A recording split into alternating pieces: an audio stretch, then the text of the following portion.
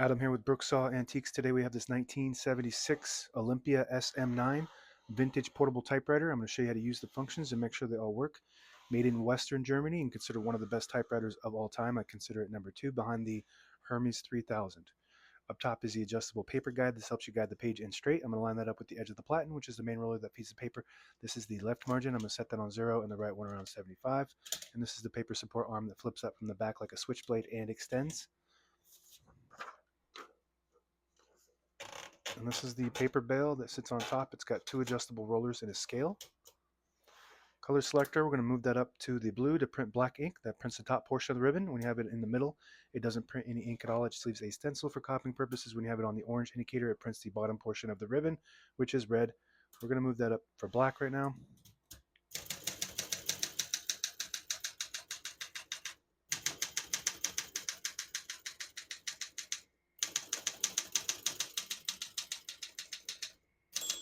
Once you hear the bell, you're at the end of the margin. Hit this line space, gets you back to the beginning, and skips 1, 1.5, or 2 spaces.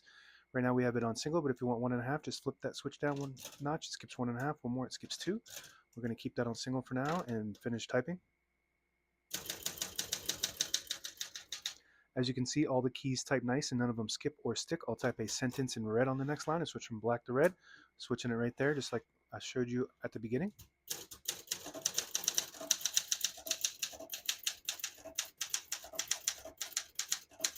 Absolutely beautiful.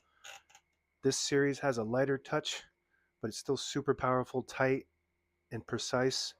It has unique pica number 34 font, which is basically, I think, the same as the modern pica, which is for the earlier models. This is a later model that has maybe a more bold font on that modern style, but if you look up the modern, the characters look pretty much the same. It looks beautiful.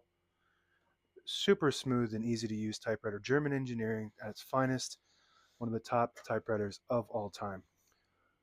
To pull the page out easy, there's a switch on the right side here. You flip it forward and it unlocks the rollers underneath the platen, allowing you to pull the page out easy or load thicker paper like carbon copy or cardstock. Make sure you flip that back before you load the next page, or else it won't load correctly. Going to flip this down for now and put the color back on black.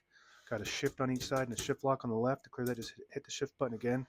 This is your tab set. So the difference between the SM8 and the SM9 is the SM9 has the tab set on the keyboard. The SM8 has it manual set on the back behind the carriage there. It also has a all tab clear on the SM9, and it has carriage releases on both sides. So those are the main differences between the SM8 and the SM9. Everything else is pretty much exactly the same. So to set a tab, you just push it up for the plus like that. To clear it, you push it down for the minus. Right now we have tabs set at 10 space intervals. So I'm just going to go and clear all of them with the all tab clear lever there. Flip that to the front and it clears all the tabs. So now we don't have any tabs set. But I always like to set one somewhere in the middle so that way when you hit the tab button, it doesn't slam all the way to the end, causing wear and tear on your typewriter. So I'm just going to push that lever up for the plus sign to set that tab right there. Very good.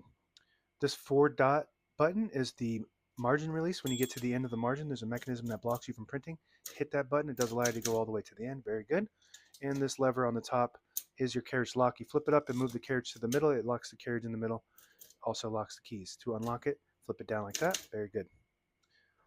Backspace on right below the tab button. Very smooth. And the hood opens like a car hood. All the brand new ribbons loaded on the left side, so it's pulling to the right clockwise. You want to switch that direction. Behind the side you want it to go to, just move the little switch behind it towards the middle. It'll pull to that side. And that is meant to manually rotate back and forth automatically.